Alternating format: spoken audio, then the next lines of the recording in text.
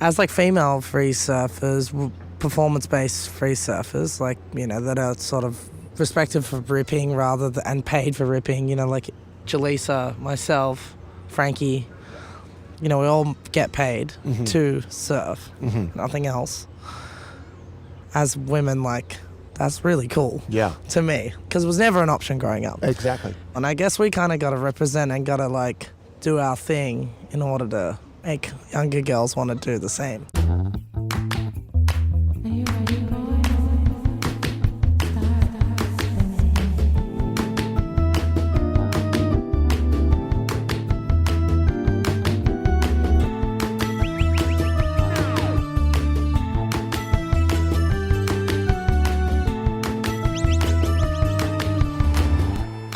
That's Holly Wawn. I'm Jamie Brisick, and this is Soundings, brought to you by the Surfer's Journal.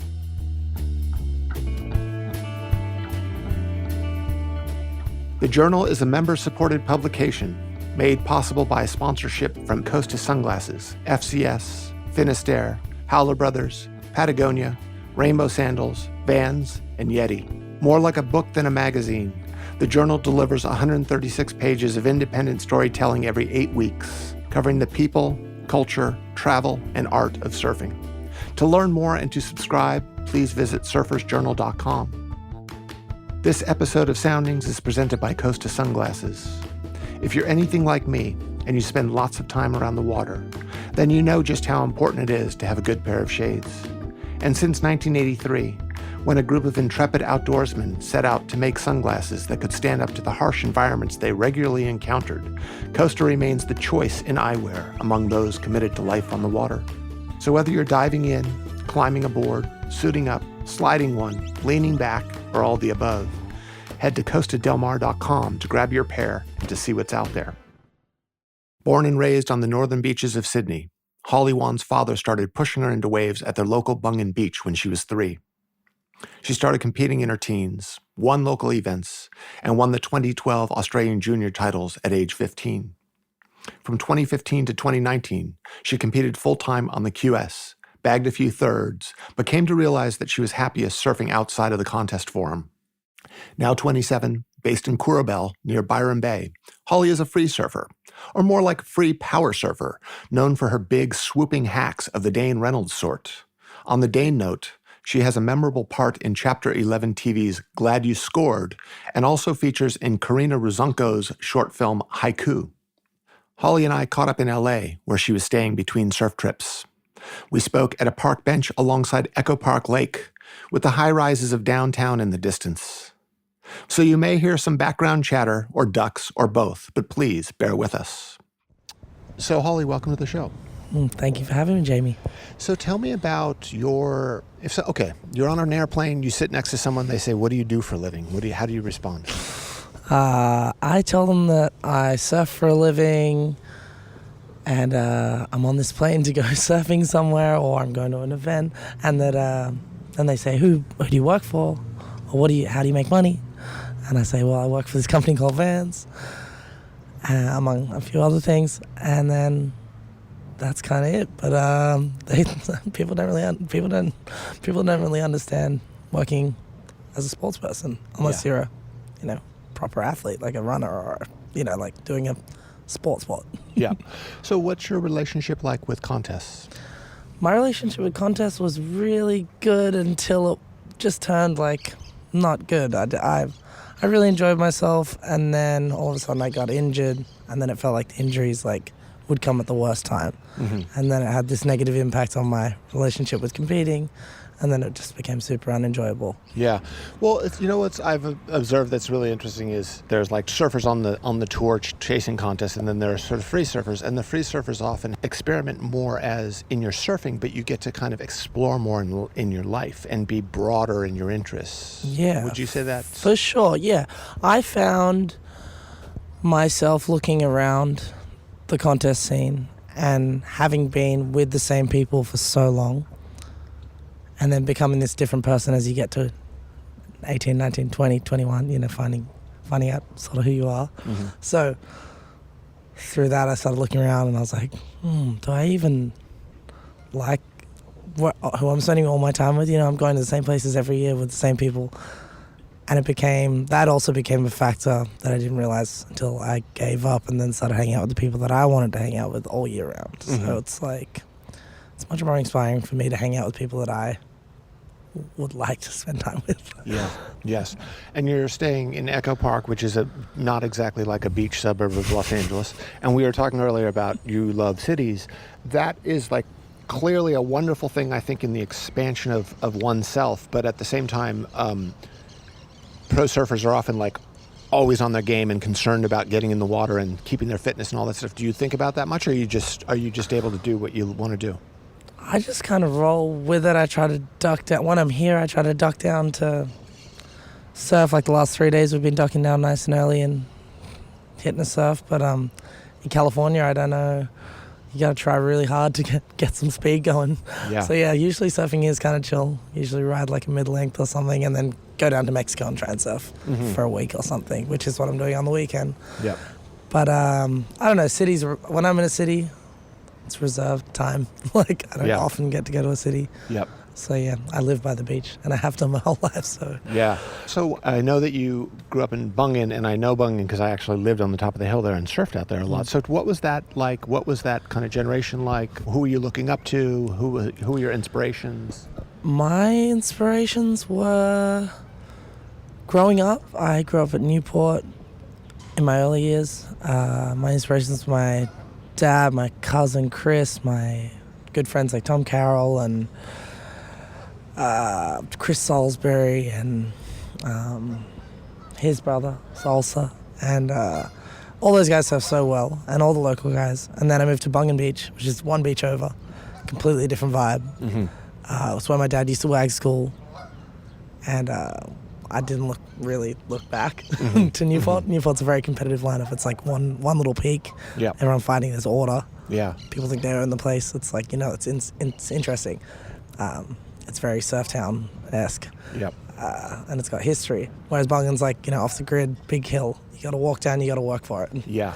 So I grew up walking to the beach morning and night at Bungan with a really good group of friends, like all around the similar age, 2 years younger or 2 years older, and then just a couple of older guys that were around. And so my inspiration was my age and a kind of a posse, and we all would surf together every single day after school. So it was, I guess, the group was my inspiration, and the crew, and they were all boys. There was no girls. Okay. Not one. And as you improved as a surfer, and were probably looking at either magazines or websites or both, what was there any sort of like guiding lights for you? People that you looked at and went, that'd be a cool way to do it. Yeah, it's in my room every single night, and I was on Marine Laird, just watching Dane. Nice. That's all. And now he's a friend, and I've been on some trips with him, which is nice, and he's a really lovely guy. But yeah, I grew up just like that's all I watched. The only thing I watched was him. Wow. My mum would come into my room and I'd just be like on the website scrolling videos, rewatching. Like my friend Rolando Montes, he's did a similar thing growing up. And I'm sure there's many others that did the same. But yeah, I got so obsessed. With Dane as an inspiration, was it sort of what he was doing on the board, or the way he sort of made pro surfing fit to himself, and sort of uncompromisingly, in my opinion? Yeah, uncompromisingly, that's super inspirational and such a nice thing to try and emulate, or just to even watch or be a fan of. But I think he's the best surfer in the world. I just like his approach, and I think he surfs more radical than anyone, and goes harder and faster and attacks, which is really cool. We were talking earlier, and I'd mentioned that Ozzie Wright used to live right out on the top of the hill at Bungan. Did you see him out in the water? Yeah, I grew up. Ozzie was my only pro surfer, within reaching, within arm's length.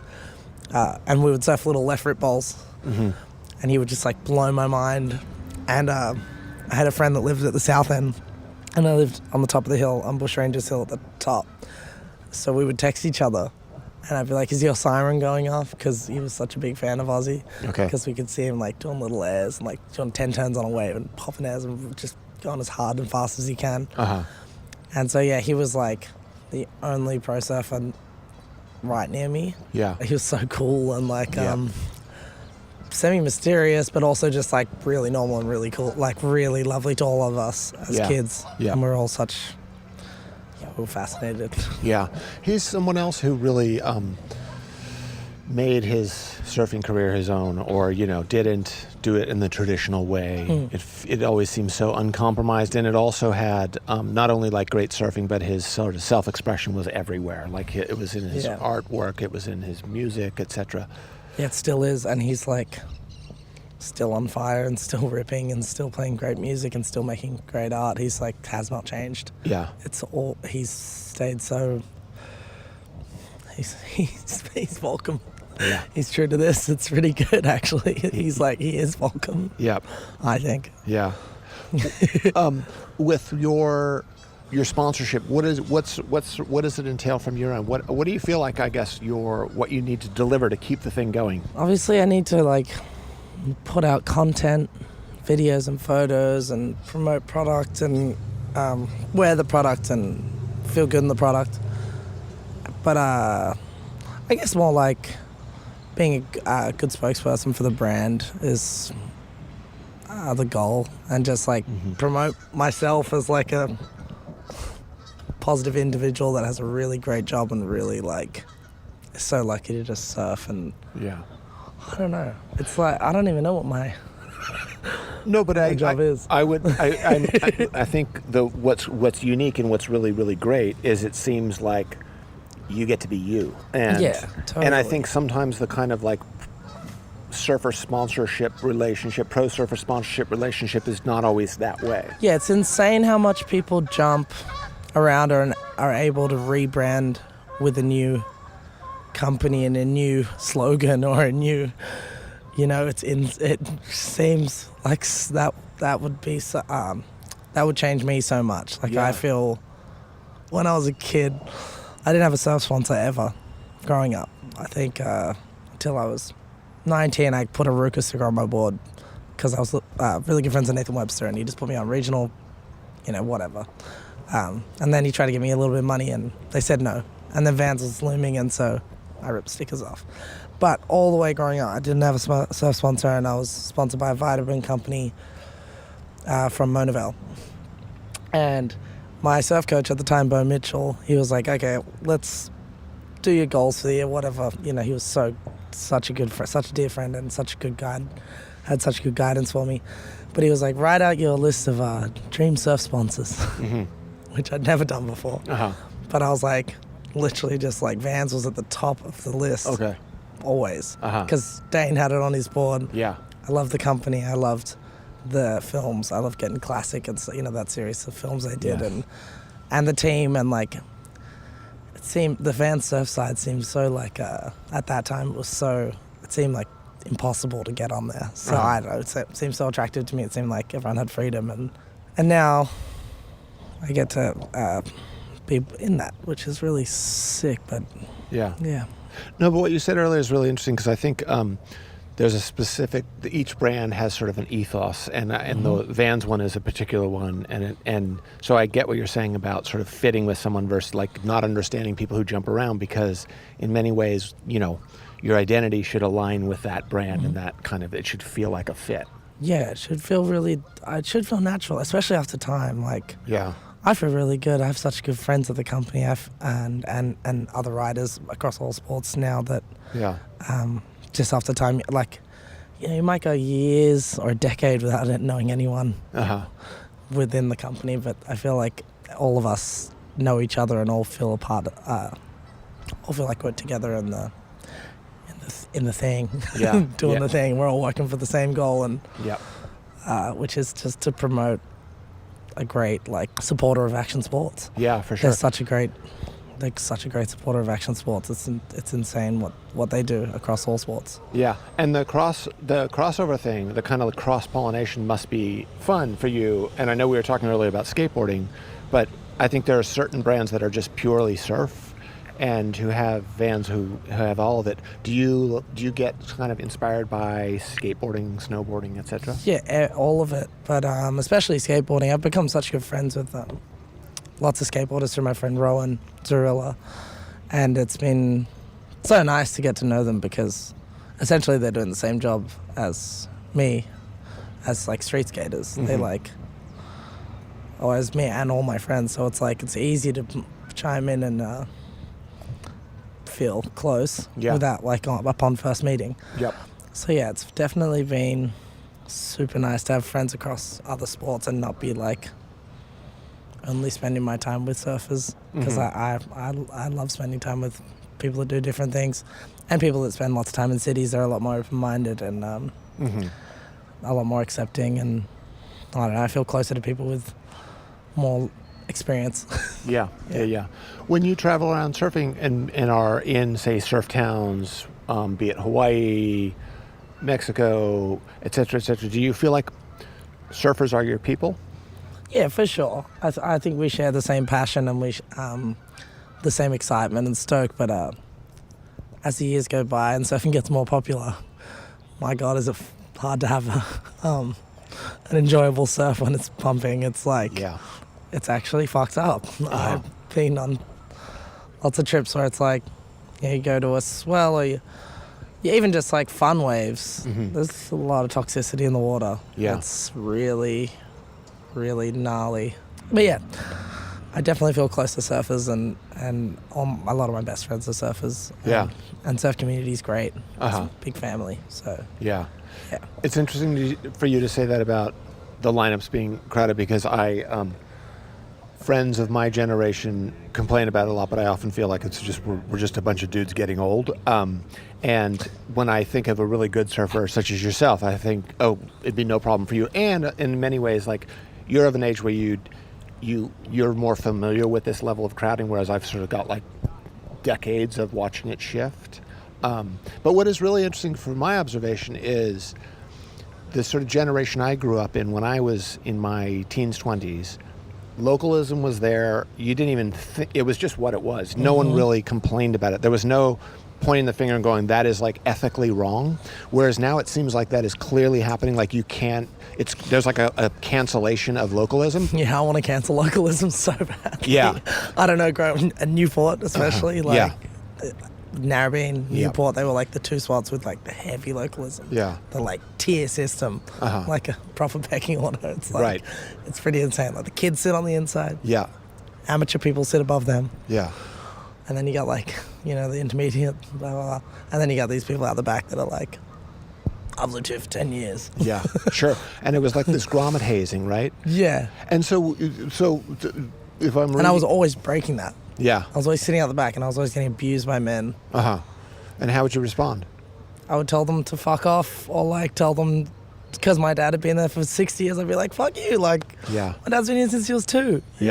Where, like, what do you, why can't I sit here? I know I'm this old, but you're not that old, and I've probably been here just as long as, like, it's like, I don't know, especially being a female, you just like, I don't have trouble standing up to boys because I grew up with cousins living with me that are boys. And also my siblings are so much older than me, so I grew up with always older people, so I don't really have a problem telling older people where to go, but then I would come in and then I would cry. Right. Post incident withdrawals. Yeah, so interesting. So okay, when we're talking about crowding and you don't like localism, I respect localism, but I don't like it. Well, it's interesting because there's that side of it, and I think that's like that kind of attitude within the surf tribe is one of the things that fully pushes me away in the other direction.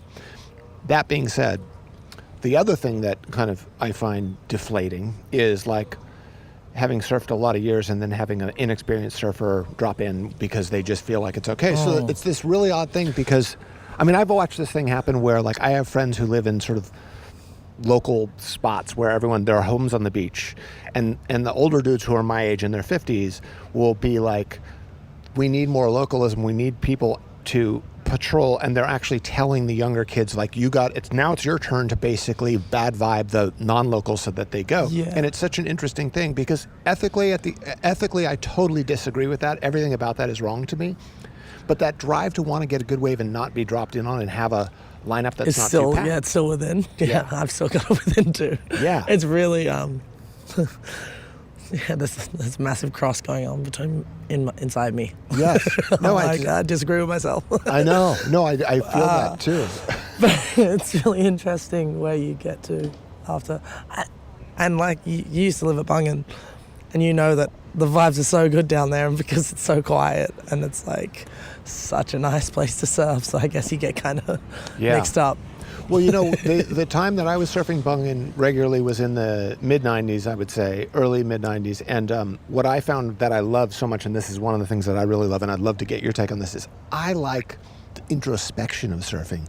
I like being out there with not a lot of crowd, sometimes with a friend, sometimes not with anyone, but kind of letting the wheels turn in your head and looking out at the horizon line and riding waves and kind of and flowing and actually using movement on the board to just like spark things in your head, basically feelings and ideas that come. What is and this is I know this is sort of often hard. It's off what I've found having done these podcasts. It's often hard to talk to the athlete about what it feels like because they're so busy doing it, right? So you're surfing fabulously and probably don't even want to think about it that much. But if you were to try, what is your surf experience like in terms of in the body, what you're wanting to do with the wave? Now is totally different to when I was younger. What, like you're saying, like when you're surfing alone, like I did growing up at Bungan, it made me so observant of the ocean. Yeah. And I read so much about everything, and I noticed so much about the beach and the rocks, and like now my surf experience, what it feels like is like, all right, the waves are actually fun. There's like not too many people out. Catch one, rip, go fast, attack, like hit it, fall off. So with that in mind, for let's say a year in your life, how does it go? And I guess what I ask because I'm very familiar with more of the world tour approach to like we've got these contests to chase. For you, how does it work? For me, it works like get a bit of money, use a bit of my travel budget, go on a surf trip, and try to do that. And then when I'm at home, I try to just film and surf when there are waves. Since I moved up north to like the Byron area, there actually hasn't been that many good swells. It's been kind of quiet. So yeah, it's interesting. But usually take a bit of my budget, spend it on a surf trip, see how I go, put it on the internet. But next year, I'm going to sort of lock in. I'm about to go home and do a different kind of year. I don't know. It's been an interesting journey trying to figure out how I'm going to structure my years. And I think now I'm going to go home, try and film and like spend a lot of time on the East Coast and the West Coast, and hopefully down the South Coast as well, underneath. And then I'll start doing some overseas trips. But I think spending a lot of time overseas this past couple of years it's hard to. People are on it. People are on it around the world. People surf. Like it's really hard to go and score. Whereas in Australia, you can kind of get waves. Yes. And it's not that hard. So yeah, my year is going to look very different. My next year is going to look really different, I think. And do you have a filmer that you work with on a regular basis? Yeah, my friend Wade Carroll films me a bunch. He's my housemate, so that's nice. But pretty much anyone. There's such Dave Fox, George Grigger, like everyone just. I haven't really worked with anyone on anything solid yet, so that's yet to kind of come. Learning first. When you're collaborating with someone, are you thinking about kind of their aesthetic take, or is it more just like make sure you don't miss a wave? Is that you have a feel that you're going for?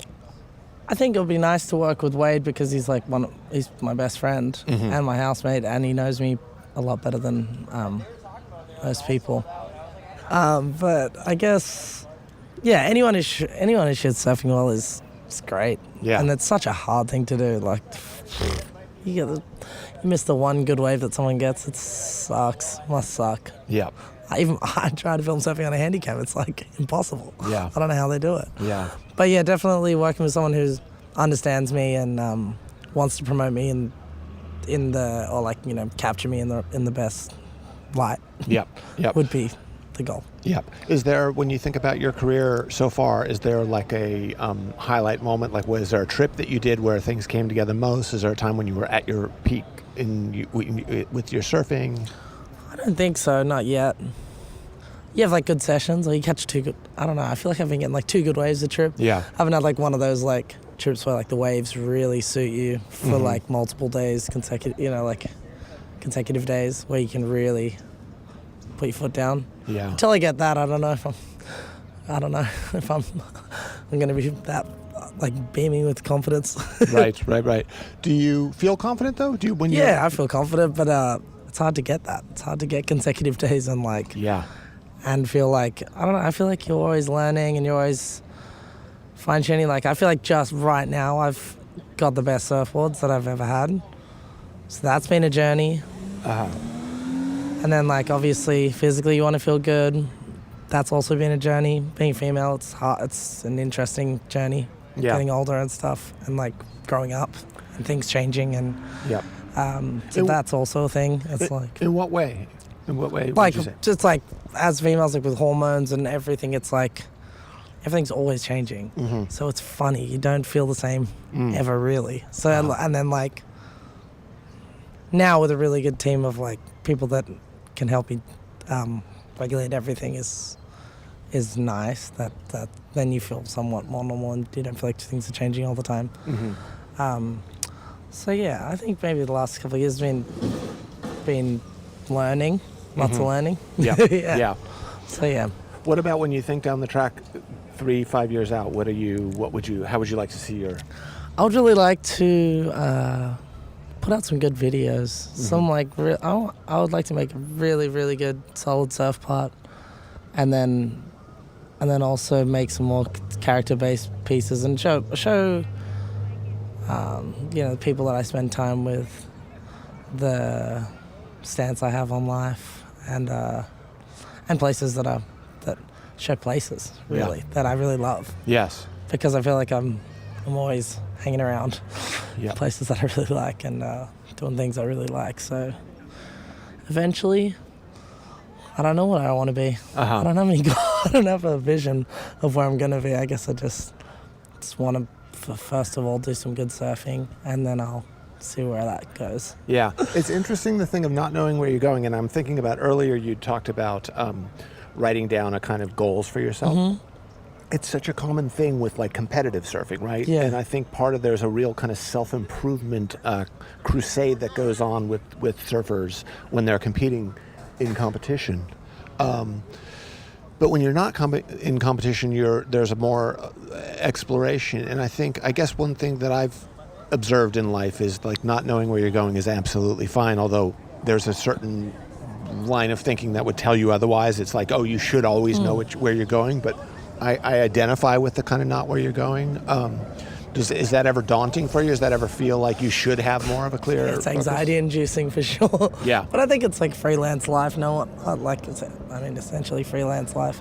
You're just like kind of up and down all the time. Yep. All over the place. Yeah. Not really any structure. Yeah. So yeah, I guess if I can create a bit of structure, I'll probably feel like I know where I'm going. Yeah. So yeah, last couple of years has been a bit of since COVID ended, I went like psycho, just like everywhere, trying to put myself everywhere, and I think I'm addicted to it now. But I try and return a bit of structure and see if I can't learn some different paths or something. Sure, I don't know, yeah, something. No, I got you. Try and learn. Does being in the water center you? Yeah, it's like it's kind of the only thing that ever. I feel like every surfer's like, it's the only thing you crave, really. Yeah. I don't have any other cravings except for surfing. Yeah. It's like the one thing I crave, aside from good food. Yeah. So outside of surfing, what are your interests? What do you like to do? I enjoy cooking. I enjoy walking. I enjoy the ocean more so than anything. I think if I'm away from it for too long, it's really rattling to me. I enjoy I really enjoy people. Yeah. I'm obsessed. Yeah. With people. That's a beautiful thing. I identify with that, and I think one of the reasons why I do this podcast is because I really am genuinely curious, and I often say to people close to me and to myself that I would be wanting to have these conversations even if it wasn't for a podcast. For sure. But it's kind of a cool thing. You know, sometimes in the competitive realm of surfing, being too curious about people can almost be a hindrance. It's like the... For sure. You don't want to divulge into anything. Yeah. You kind of just want to keep to yourself. Well, Yeah. I found I did. I couldn't be someone who was competitive and Yeah. stay on my game if I was worried about anyone. I would like force myself not to think about other people, Yes. not to think about how they were thinking or, what sort of thoughts or values they had. Yes. Whereas now there's like complete freedom to be a normal person and think about that sort of thing. No, and that's a really great... interesting. It's really cool, though, I think, because there's a, in a sort of extreme way, to be a great surfer and to, in a competitive sense, to kind of have that like warrior spirit, it almost forces you to put the blinders on and not be so curious about other people. And maybe kindness is not a winning trait in the competitive ranks. Mm-hmm. But in the free surfing and sort of self-exploration that it sounds like you're more in, and with the way in which you've shaped your surfing career, you can do all that, and you can grow in this way that's it's not the by the book thing that we've seen for decades of competitive surfing, I guess. For sure. Yeah. You feel sort of in control of who you want to be and who you present. Yeah. To whoever. Yeah. It feels like a better fit for what I want from life. Yeah. Which is nice. It's cool to see, because I think sometimes in the competitive ranks, you get the surfers who stand on a board magnificently and they win contests, et cetera, and when they are in front of the camera or the mic, so to speak, like a WSL post-heat interview, what have you. And I do understand that the athlete is trying to stay in the zone, but there's often like a very safe way of interacting. It's it's in fact like very guarded. It's sort of like, I'm not going to reveal too much of myself because I need to stay focused here. And then that almost becomes a theme. And it's interesting, the idea of like surfing being a way to just explore yourself and self-expression, mm-hmm. and communicating not only on a surfboard but in verbally and as a person, sort of in this holistic sort of way. Yeah, putting yourself forward and putting yourself into your image or into your business. Yeah, which is cool. It's it fits for me to do that. It feels good to put myself forward. Yeah. It's like it's rewarding to put myself forward, and it seems to read well. Yeah. No, I think so. I don't know. It feels good. Do you feel like the more you're yourself, the more you connect with people? Yeah, for sure. And the more people like me. Yeah. Obviously, I get a lot of nasty comments or whatever. Like there's still people that, not a lot, but a few. Uh-huh. It doesn't really matter when there's majority people like you. So yeah, that's nice. Yeah, it's really good. Yeah. What about music? You been listening to anything? Yeah, I listen to a lot of trash music, like a lot of like dumb music. Mm-hmm. But then last night I went and saw my little friend Otis Pavlovic. He plays in a band with a bunch of his friends. My friend Julian Sudek and Leroy and another guy. They play in Royal Otis, and that was really cool. Where was the show? They were at the Bellwether. Okay. Near downtown. Okay. And that was cool. They're like blowing up. Yeah, very. They kind of play hits, like back-to-back hits. It's not really a bad song. Uh-huh. And everyone loves them. And the demographic, like I was trying to picture the crowd. He's a young, like, good-looking boy. Uh-huh. Thought there'd be a lot of young girls over there. Actually, very good range of people. Okay. It's interesting to see. And they're playing tonight at the Hollywood Palladium. Okay. 3,500 people. So yeah, I'm going to see him tonight. Nice. Them. Uh-huh. They're going to play. It was a nice family vibe with the family. They're all out here. Uh-huh. Music-wise, I listen to a lot of stuff my dad listened to growing up. What would that be? A lot of old stuff. Just like old rock and roll. Okay. And I don't hate any music. Uh-huh. I like a lot of reggae. I like rock. I like slow music. I like French music. I like dance. I listen to a lot of like rap, which is like funny. Mm-hmm. Because I don't know, I just feel like it's part of my generation to like listen to like trash rap. Yeah. This new like thing. I don't know. It kind of revs you up, mm-hmm. which is weird. I don't know, because they're singing about stuff that is completely unrelated to your life. Yep.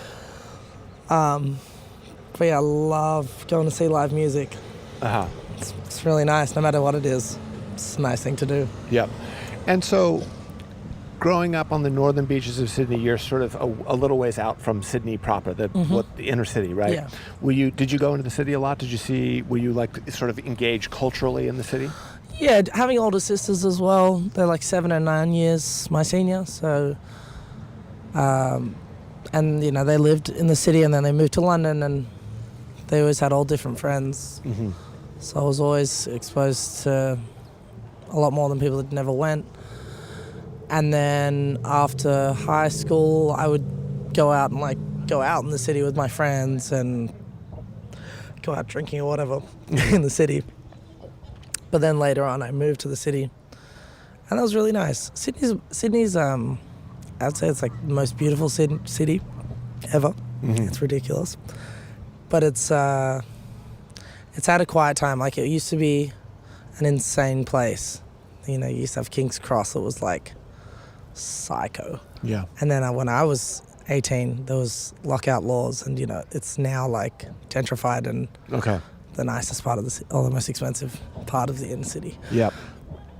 Yeah, King's Cross had a kind of red light district vibe to it. Yeah, it was full red light. Yeah. It was like dangerous, and there was like, you know, drugs and strip clubs and gangsters and people that ran the strip. You know, they actually ran the show. So and then that all disappeared. All got disarmed.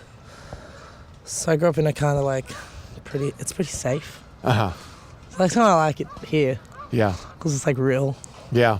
There's like real like things to see and experience. Do you find people more open-minded in the U.S. compared to? Yeah, especially the young people. Yeah. I mean the young people I spend time with in Los Angeles, they're all so accepting of everyone. It's great. Yeah. But I'm sure. I mean, I spend time with them. I'm not like diving into anyone else's friend groups. I've got the friend group I hang out with. They're all very accepting. Yeah.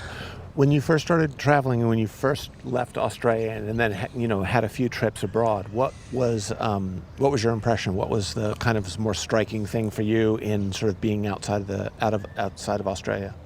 Honestly, I can't remember. I was so young, and I'd tell my mum. My mum came with me a couple of times, and my dad came with me like maybe once or twice. We went to Florida actually. Okay. That was funny. I think he spent like thousands to get out of there. He was like, I will spend anything to get out of here. We're in like, he wasn't a fan? He was not stoked. Okay. But for me, I was always just trying to have my own experience. I would never wanted them to come with me. I would be at contests and there'd be other kids there with their parents, and they'd been there at every contest, their parents. And I was always, I got away from that straight away. It was something that I didn't want. Just because they can't help but, or I can't help but not want someone to interfere with that. Well, especially competing, you were like, I don't know, I guess I was trying to do my own thing and trying to learn by myself. Yes. Not have someone hover over you. And even Dad would watch like live, you know, he wasn't a gnarly dad, but like he would ask straight away, like he'd be like, what? You should have caught that one way. Yeah. And I would just instantly just like fuck off and just hang up the phone. Like I'm in Mexico or something. Yeah. Like, nah, I'd have to deal with this. Like you can go and get jammed. Like see you later.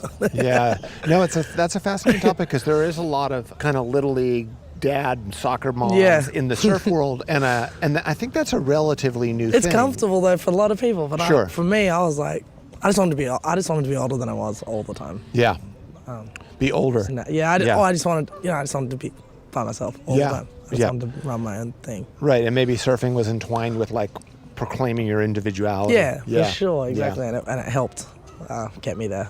Yeah, like I'm still learning. Looking at the surf world that you know well and you grew up in, is there something you want to bring to it? Is there something you'd like to express through your role in it? For sure. I think, actually, for sure. I think we are in as like female free surfers, performance-based free surfers, like, you know, that are sort of fresh, respected for ripping and paid for ripping, you know, like Jaleesa, myself, Frankie, to name a couple, but like we're like you know, we all get paid to surf, nothing else. is so cool, and so we're so lucky, and we are, as women, like, that's really cool. Yeah. To me. Yeah. Because it was never an option growing up. Exactly. And to make that decision, as the three of, like, they're close to me, and they're the people that I spend time with, so I talk about them and me. But I feel like for us, it's so cool, and I guess we kind of got to represent and got to, like, do our thing in order to make younger girls want to do the same. Yeah. Because it's so sad being a surfer on competing and then deciding you don't want to compete and then not having an option. Yeah. Because surfing is such a great thing, and it's such a great way to express yourself, and it's a great way to put personalities forward, and it's a great way to avoid getting a normal job. You know, to have freedom and be a freelancer. Yeah, sure. Via sport. So I guess being a female free surfer is so damn cool that I would love for it to continue and for it to be this thing that happens, and for there to be more of us, and for it to be like a thriving part of the industry, which it is. Yeah. It is already. Like, women are like this thing right now. Yeah. Like, Katie's like the thing. Yeah. So, yeah, but I just think like expression of self and being yourself and representing yourself and being comfortable too, and like feeling safe and to do that. And also standing up for yourself and being strong and like respected is what I would like girls to do. Yep. For the listener who doesn't know, you're talking Julissa Vincent and Frankie Herrar. When you, as your sort of peers, friends, what do you admire about them? What is it that when you... I guess it's like they're both themselves. Yeah. For sure. Yeah. Like through and through. So that. And then they both obviously rip. And they're like, I'm big fans of both of them, like massive. Yeah. And so those two things, you know, you got to be yourself and then you got to rip. Yep. Yep. And that's the ticket. Yeah. That's like kind of the only things you got to do. Be yourself and then just do your thing. Yeah. But so impressed with Jaleesa's new musical. Yeah. And then Frankie's surf part she put out a year or two ago. And now she's mama. Yeah. She's even, that's psycho as well. She's so cool. She's like young mom putting out surf videos. It's really sick. And getting paid to surf. Yeah. It's insane. Yeah, it's deeply inspirational. I think. Oh, shit, yeah. Yeah. Yeah. I mean, I think in terms of inspiring sort of younger girls and it's the right kind of inspiration too. Exactly. It's like so accurate and on brand for women and like the current. It's like, you know, you can do everything. Yeah. She's full boss. She can do it all. Yeah. And so that's cool. Yeah. So yeah, more female free surfers and more stance as yourself for sure. I think. It's great. Fuck everyone kind of thing. You know, it's all good. Just run it. Yeah. Thank you, Holly. Yeah, no worries. Thanks, Jamie.